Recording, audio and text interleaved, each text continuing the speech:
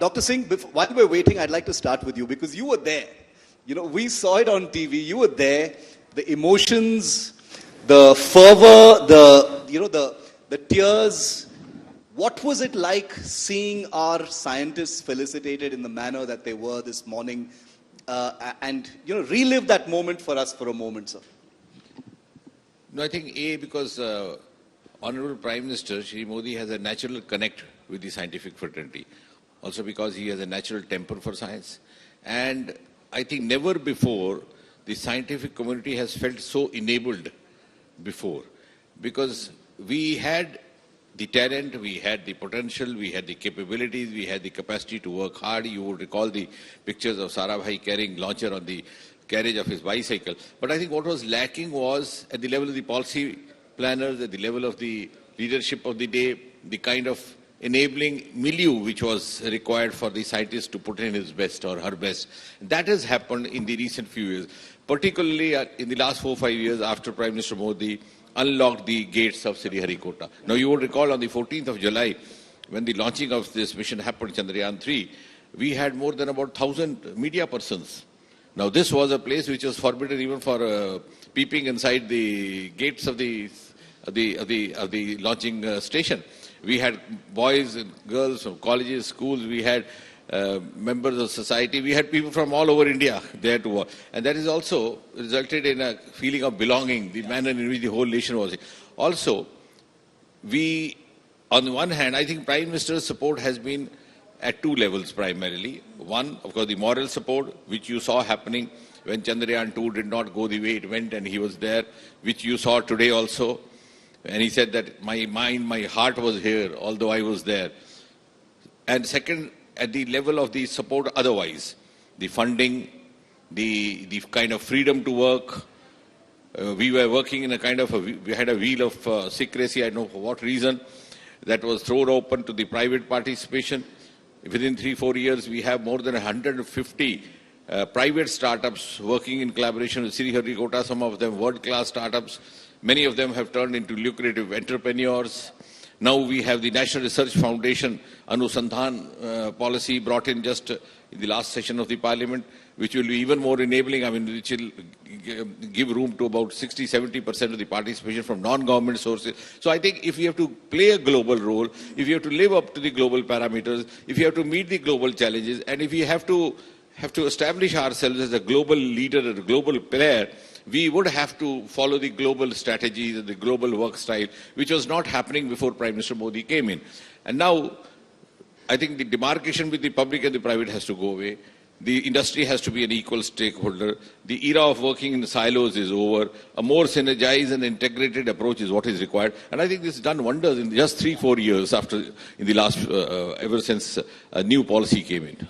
In just a moment, I'm going to play out the highlights of what the Prime Minister announced today. I'm sure many of you have already heard the big announcements, but it's different listening to the Prime Minister actually say them, because like the Minister just said, there is a personal connect, there is an emotion involved when the Prime Minister is there in person, and he made it a point, Dr. Singh, to be there in person. Because we all remember... And a huge gesture, Shiv, yes. Even before he landed in the national capital, he was there. Yeah, absolutely, absolutely. From Greece, he flew straight to Bengaluru, which was a gesture. I was in Bengaluru, Dr. Singh, in 2019 during Chandrayaan-2. And I remember the emotion and the pain. I will never say that any space mission can be called a failure because of the huge number of learnings from Chandrayaan-2 that have fueled Chandrayaan-3. It is because of Chandrayaan-2's learnings and lessons that Chandrayaan-3 has actually been a success. But how you've interacted with those same persons who were there then and now, sir. How have they taken, that sense of loss, that sense of pain, and converted it into this global success? Yeah, to add to what you're saying, actually, it's never unsuccessful. Rather, on the contrary, even if you see statistically, our record is much better compared to several other countries who have actually started out much earlier than us, be it the United States of America, be it the then Soviet Union. For example, most of their missions, and all these gentlemen from the space fraternity would bear me out, have not been successful in first 2-3 attempts. The US has made more than 4 or 5 attempts in certain cases before getting a safe or a successful landing. So the landing did happen even in case Chandrayaan 2. Yes. That's why Chandrayaan 2 was there to welcome Chandrayaan 3 and send out a signal, hi buddy, welcome. So what has happened, it did end up to the same logic culmination as we had envisaged. So that was one thing. B, now learning from that experience, the design was changed, the structure was different, even the software was made more precise. So much of hard work has gone, which is just unimaginable. Artificial dummy moons were created. It was practiced. And that's why those of us who were closely associated with the mission or had been watching were more nervous on certain occasions. Like, for example, when Chandrayaan suddenly comes down from about 300 kilometers downwards, then the speed goes down from 6,000 kilometers per hour to just about 200 odd kilometers. Nobody was breathing at that time. And towards 150 or 50 meters, then it's left to the wisdom of Vikram. Because we have no contact. Then that is the actual test. How well we have trained this boy. Just when you send a soldier to the front and, then it is up to him to take the precise decision. So there it is to decide on its own within that small radius where exactly it should be landing. But fortunately, and I think that also speaks volumes about all these gentlemen, it didn't take even a moment. It just landed where it had to, where it was heading for. It didn't even have to change. The signals were so precise, so smooth. In fact, it happened a few moments, a few seconds, a few minutes earlier than it was expected to happen. It's truly a privilege to have you here on a day like this when the nation has honored, through the Prime Minister, the heroes of ISRO. To have all of you here at this BT India at 100 event is a privilege and an honor for us. You were talking about the landing, Dr. Singh. All of us in the media reported those 15 minutes of terror, the kind of trust you have to place in the lander itself. I've just gotten a signal that we have Dr. Somnath, the chief of ISRO, the man of the moment, one of the most humble people you'll ever meet, because he is someone who never takes the credit. He always points at his team. You're not going to be able to see him here, but he is going to be live and you're going to be able to hear him. First of all, a big round of applause for Dr. Somnath. And before you connect him, Shiv, I would just like to clarify before the audience, he was keen to be here. I mean, he's been in touch with me. He couldn't because all of them are busy monitoring the entire mission. So they can't be leaving the monitoring station. So that's a very good reason for him not to be here. So when he says he's busy, he really, really means it. So the Chandrayaan 3 mission has a window of 14 days, small amount of time, and they have the pressure and expectations of space agencies across the world, I imagine. Absolutely. Singh, also because who are going to be the inferences which are going to be obtained by Chandrayaan 3 are going to be eye-opener even for the rest of the world, because this is a new area which is unexplored hitherto, the virgin area of the South Pole.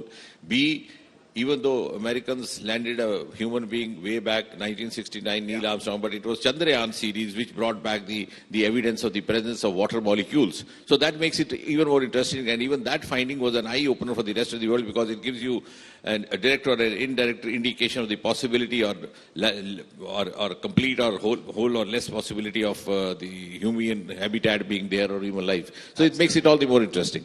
Dr. Somnath, welcome. So good to have you, and truly, truly a privilege for us to have you on this first interaction at the BT India 100 event. Congratulations on behalf of all of us here at the India Today Group and everyone watching this right now. You're sitting at the ISRO headquarters with your amazing team who are now the adulation of the entire world. We also watched the Prime Minister felicitate you. Tell us what that was like, Dr. Somnath, to start with. The emotions involved in this morning's felicitation ceremony with Prime Minister Modi. Thank you so much for this opportunity, Honorable Minister and all my colleagues that who are there at the studio and as well as with us today in the headquarters. It is a privilege to have our Prime Minister, Honorable Prime Minister amongst us during those critical events. In fact, he was there with us during the landing, though he was at South Africa, his heart and soul, I believe, was with us. And we could feel it. His face was changing when it was almost making that soft landing. And his face came out overjoyed to see the soft touching, and he was so eager to speak to us. And we enjoyed his initial comments and congratulations in the control room while we were enjoying the soft landing of the Chandrayaan 3.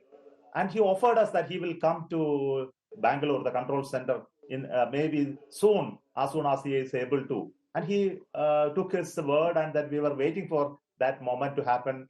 And when he came, he was so apologetical to us. I think that must be his nature.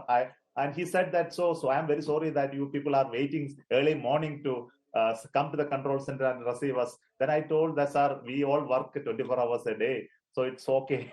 But then you all should understand that he himself became emotional. Then you think about us, that type of emotion that goes through our mind, not only seeing our fruits of our effort becoming successful, but also seeing our honorable Prime Minister amongst us, just close to us, congratulating us and saying nice words about us, and also realizing the contribution that we made for making our India proud.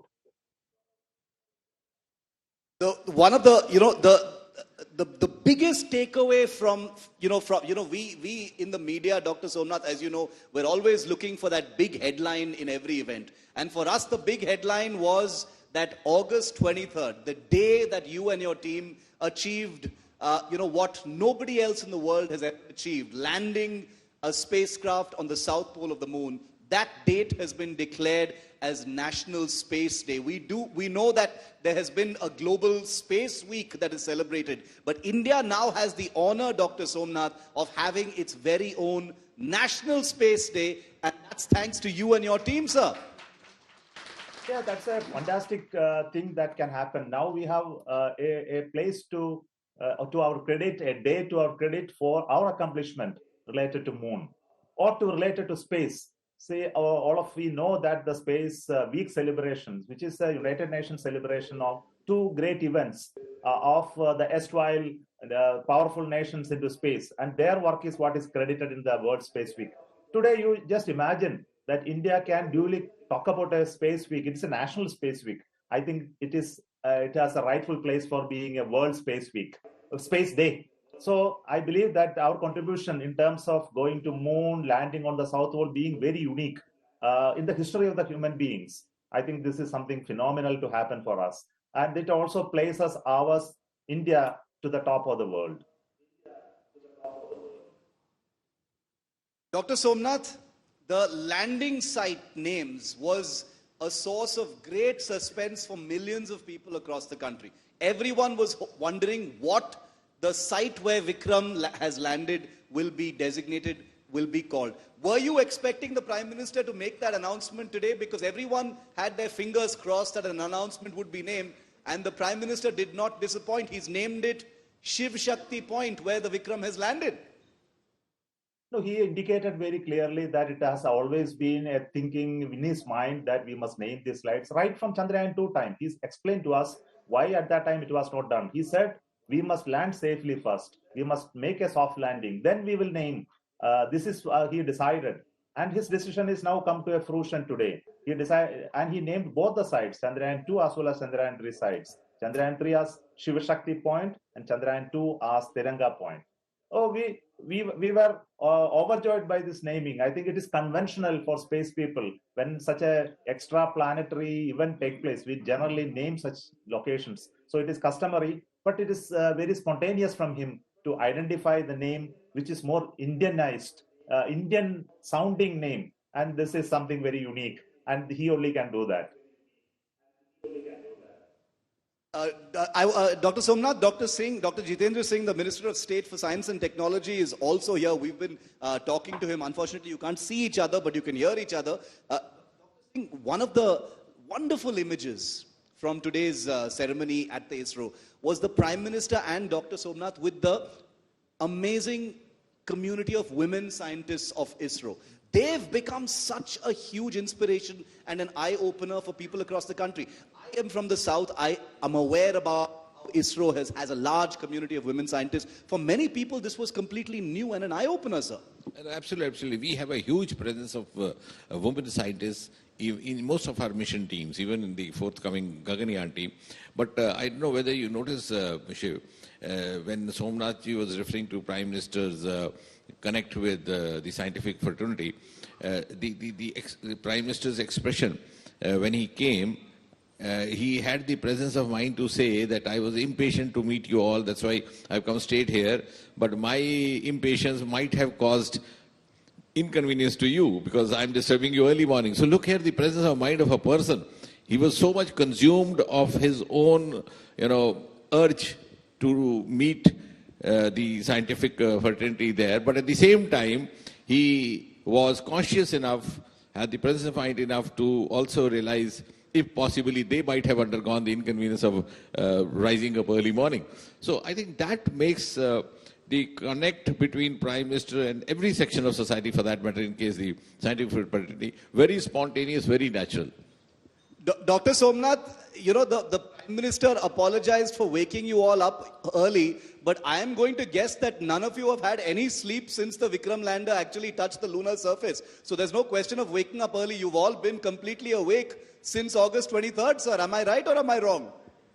Yeah, you are right to a certain extent. As much as we have to be there, our team is there working on the scientific objectives. So you must know that the moon rises and sets in 12 hours, but it rises and sets in other part of the world. So what we do is as long as it is visible to us, our ground station can collect data. But it goes to the other side of the world, then we rely on other ground stations. So being 14 days mission, it is so important that we continue to collect the data as much as we can throughout the 24 hours. So our scientific community, not only them, the mission executives, the mission directors, the science people, they work around the clock. And I am sure they will be catching some sleeps occasionally. They are trained to do that whenever there is a demand for putting your best times forward. They are good at it.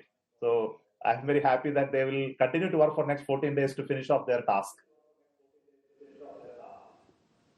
Shiva, on a lighter note, actually, from the point of view of moon, it's a day going on. So it's going to be 14 Earth days equal to 1 lunar day. So yes, they will have to remain awake as long as the sun sets after 14 days. So they get to sleep after 14 days only. Amazing. That's what the people of ISRO are actually made of. And there's no rest. I'm going to come to that, and we have the other scientists who we're going to talk to also in just a moment. But Dr. Somnath has with him the entire team of Chandrayaan, the senior leadership, the project directors, associate director Dr. Kalpana is also there. She was one among the many women scientists who was there this morning when the Prime Minister specifically spent time with them. Dr. Singh, you also saw that in Bengaluru. Dr. Kalpana, if you can hear me, I hope you can hear me as well. Give us your thoughts and sentiments, ma'am. Shiv Shakti has been, is the name that's been given to the landing site. That has its own connotations, Shiv and Shakti. The Nari Shakti of ISRO is something that the Prime Minister has made it a point to highlight quite a bit. Images of our amazing women scientists like yourself, ma'am, have been going viral all across the internet. I know you've not had time to see it, but what was the day like for you and women scientists like you of ISRO today, ma'am? Regarding the name, yes, we were curiously waiting for what is the name that is going to be announced by our Honorable Prime Minister. And when he had announced, it was really overwhelming because he had rightly chosen the name, accounting our women contribution also. So it indicates the equal contribution of men and women involved in this project. So it was a really jubilating moment. We really enjoyed that name when it was announced. And the Honorable Prime Minister had a very good interaction with our women scientists, and that was highly inspiring because there was good amount of interaction on the overall experiences of the women scientists involved here in the space program. And Dr. Kalpana, what is the mood like in ISRO? We saw, even when the Prime Minister had logged in through that video call on the day of the landing and today in person, there was a purity, ma'am, in the smiles and the emotions across all of your faces, all of the women scientists as well. What has the mood been like at your place of work since the Prime Minister left this morning? It was thorough enjoyment. Actually, it was such a jubilating moment because it is a fruit of all the hard work that has gone in by our young team. It's a mixture of young and a senior team involved. So it was really a jubilating moment. It was, and it rightly deserved. They rightly deserve this enjoyment because it is a fruit of a good amount of hard work that has gone in for the past so many years. Incredible. I mean, absolutely incredible that this entire community of space scientists are able to keep their spirits up, enjoy things for a little while, being able to compartmentalize their time and still do this. Dr. Singh, and I'll go to the scientists as well after this, is that, sir, this is not just national pressure on ISRO. This is global pressure. India is the first country in the world to land a spacecraft on the south pole of the moon, which means whether it is NASA, whether it is the European Space Agency, whether it is any other space agency, they are all counting on what Dr. Somnath and his team are going to do over the next 12, 13 days, sir. Absolutely, Shiv. A, because the terrain is unexplored, the kind of conclusions and inferences that are going to be obtained will be also for the first time be available to all the space agencies, including NASA, and see the manner in which this mission has been planned. There's going to be a wide range of experimentation and information gathering. For example, last time it discovered the presence of water molecules, it now would like to go further. And in the South Polar area, you also expect some craters, some water, ice, particles, etc. So presence of oxygen, presence of hydrogen, etc. Then the atmospheric studies, the plasma, ion and electron, the ionic atmosphere. At the third level, it might go in for the soil elements, the magnesium, calcium, potassium, the presence, not presence, quantity of presence. At fourth level, it might go in for the seismicity, the moonquakes, the vulnerability. Then it might also go in for in situ studies. Then also the possibilities of petroleum, sources. So it's going to be a wide range of experiments which are going to gather inferences which might have a bearing for human beings on the earth as well. So I think it's going to be not only interesting, it's also going to unfold many mysteries of the universe. As I said, when Chandrayaan brought back the evidence of the water molecules being there, I think that was the first time the mankind was inspired to find scientific answers to those poetic imageries and the poetic fantasies of people living there, and which was a subject of literature, cinema, etc. The first time there was a motivation, look here, we could find scientific answers to that. Every time there is a big rocket launch or a space mission, you see the rocket launch, from Sriharikota, the Satish Dhawan Space Center. You see the beautiful images of the rocket. You very rarely or very briefly see the people behind the mission. This time things have been different. There has been a personal touch. You've seen the faces of the scientists. You're seeing them right now here at the BT India at 100 event. And we've invited these scientists also. And before you go over to them, Shiv, I would just like to put on record the appreciation and acknowledgement of Prime Minister Modi in making this happen. It has been possible, these friends here, because Prime Minister brought us out from that wheel of secrecy. It's incredible. And that's the reason, what I'd also like to say is scientists like to do their work. They don't like to be in front of the media. They'd rather continue doing their work very quietly. So that's the reason why I'd like to thank all of you, especially for taking the time out and being here, because we understand that the spotlight is not something that you create. Nilesh ji, who's based out of Ahmedabad, and he is director of the Space Application Center. He played a role in the Chandrayaan program's landing, some of those decisions. You've heard him in the media recently because he has been a very important component in the large ecosystem that takes care of things. Before I go back to Dr. Somnath and his team, Nilesh ji, very quickly, tell us about what today felt like. After all that hard work, after the success on August the 23rd, what did today feel like with the honor and felicitations, sir? Yeah. Thank you. And it has really been a great motivating moment, and especially with our presence of our Honorable Prime Minister, who instantly connects with the people from a small child to a renowned scientist. So that we could experience in person today in his presence. And when he said with emotions that he was very eager to land in the country and first meet scientists like all of us. So it was really a very elating moment for all of us. And especially we were more motivated because, as all of you may be aware, Chandrayaan 1, we had almost 30% of instruments which were indigenous, built in India. Then we moved to Chandrayaan 2, where we had in the orbiter almost 100% of instruments built by our scientists here. And this time it was with a soft landing also, all the features have been thought of and integrated with the experience and the capabilities of our scientists. So it has really been a very satisfying as well as very motivating experience with the presence of Honorable Prime Minister, and earlier during launch, Honorable Minister was also there.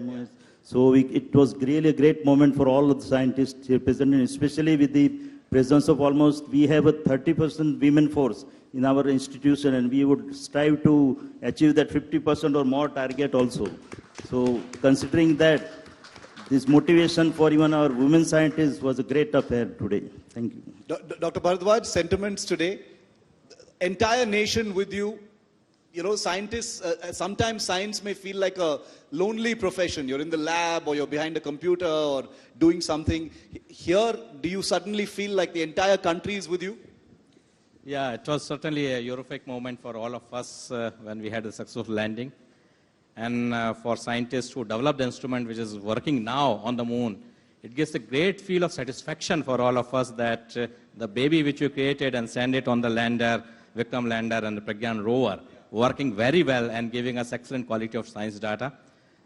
We are extremely busy right now for next 14 days till the lunar day continues, and we'll try to collect as much data as possible to bring out new science, as has been already told that this landing site is extremely new.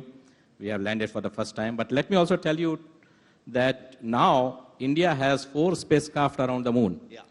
Chandrayaan 2 orbiter, propulsion module of Chandrayaan 3, the Vikram lander, and the Pragyan rover. So four spacecraft on the moon. And the first at the South Pole. So, all right. This is absolutely history. It's unprecedented. Dr. Somnath, Dr. Bharadwaj just mentioned the Pragyan. Pragyan is on everyone's mind, on everyone's lips. Everyone is hooked to the ISRO's social media accounts, waiting for those latest pictures of cute little Pragyan. How is he doing? What's the latest from Pragyan that you can share with us, sir? Pragyan is doing fantastic science now. It has moved almost 12 meters plus from the lander. It's moving very slowly. It's a cute little baby. Can't run fast. It's only crawling. So it is equipped with very fantastic instruments and also beautiful navigation cameras. But the data rate from that is extremely small and the speed is small. So we have to do very slowly only. We are expecting to turn such a way that it can take some pictures of the lander in today, tomorrow. We hope that it will happen. But I want to tell you a very important announcement that the instruments of the Pragyan, both of them are working very well, and they have done sampling of the lunar regolith using a laser-based instrument as well as an alpha particle-based instrument. Both are giving beautiful results. Of course, the scientists there can explain the details to you.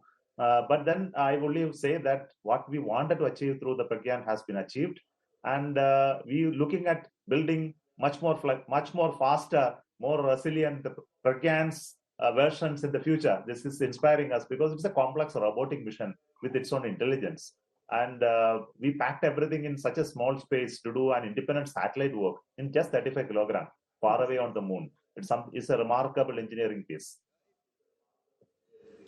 It's the marvel of the entire country. I'm sure there's an entire generation of parents who are going to name their kids Vikram and Pragyan. That's for sure. Those names are going to come back into fashion very soon. Ritesh, no rest for ISRO. You know, I will end with Dr. Somnath, but before that, I'll get words from the three of you. No rest for ISRO. 14 days of Chandrayaan 3. Then you've got your India's first mission to the sun. By the way, I hope you all know that ISRO on September 2nd will be blasting off towards the sun, the Aditya L1 mission. After that, you've got Gaganyaan, as Dr. Singh also was telling us. So no rest. Your hands are full with missions now. Thank you, Shiva, and good evening to all of you. And on a lighter note, first I want to tell, today our Honorable Prime Minister has given the name Shiva Shakti. Yes. And you must be delighted because your name is also contains I've there. been getting messages all day about that, by the way. Okay, now coming to the hard work of this one, like when the lander craft was crash landed on the 2019 6 September night, then we were not disheartened because our Honorable Prime Minister was there and he has given the motivational speech. And from their failures, we came back and again we did a lot of experiments. So like not a single point where we can get the failure because the system what we built this time, this was not where we are getting the success, but where we are getting the failure. Means these are the testing of the boundary conditions. So we did the crane test, helicopter test, then propulsion test. Many tests we have carried out. And after that, the 4 years of hard work of all the scientists and engineers, we did the field test, etc. And the crater we have made at the Chittadurga as well as the Sriharikota. And there we have did all the like hazard avoidance systems. And you have seen the last like 15 seconds of event. There was one hazard detection and avoidance method was happened. So there we have to find out that where we have to land safely. So that also we did autonomously. And after the loss of field test only we came to get the results and we got the confidence, yeah, really, we can do this time and we achieved this one. So this was one of the main crux of this, all the hard work and the event that do lots of field work, then only no one can beat you to get the success. Dr. Srivastava, very quickly, your sentiments on a day like this. Every man and woman of ISRO and our space community matters in missions like this. Yeah, thank you so much for the opportunity. It was a great feeling on 23rd August and also today when the Prime Minister addressed all of us. The feelings cannot be really described in words. And I can say one thing that last time when we could not do the soft landing on moon, Prime Minister came next morning and he talked about the ISRO spirit.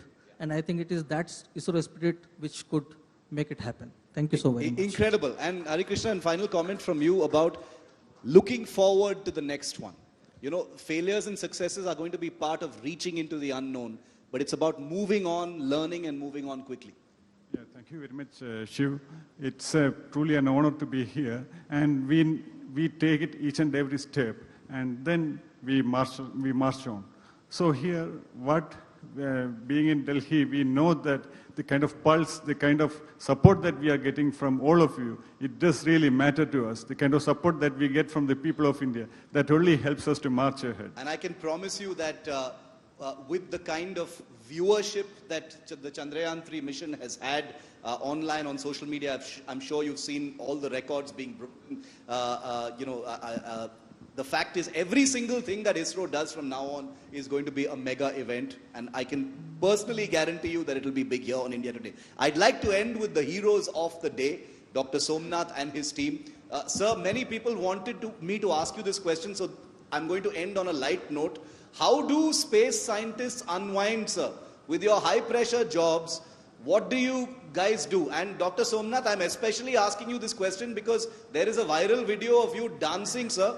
So many people in the country think space scientists also got the moves. How do you unwind, Dr. Somnath?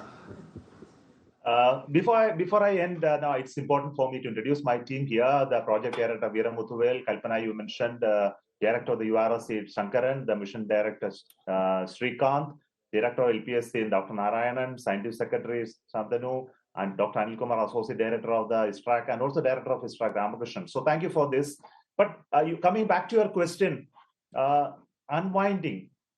We'd never unwind the way I danced in that day's video. We do not have parties after the successes. Our way of unwinding is in a different manner. I think many of the people whom I know have developed various passions other than the science and engineering. They have created passions for themselves. Some of them are very good musicians. Some of them are excellent instrument players. Some of them do beautiful art. And some of them get into social work. And some of them be with their family, and those type of social life only is that actually they don't have an extravagant social life possibility at all.